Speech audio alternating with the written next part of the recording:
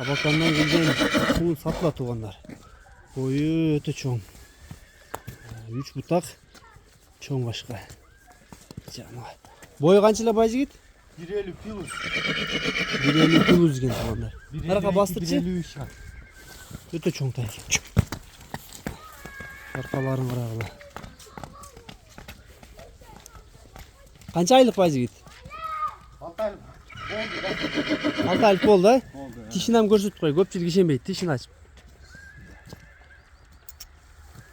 Ya tüyünü yemeyeceğirdi. Çiğin. Yakacağını çıkarttır, üstünü yakın çıkarttır. Yakın. Üstünü çıkar hele ilgin ha. Üstünü Tüyünü çıkarıyor. çıkarttır. Ol. Bastır koy bir. Boyu 150 pil uzgen tuğanlar. Öte çok daha iken.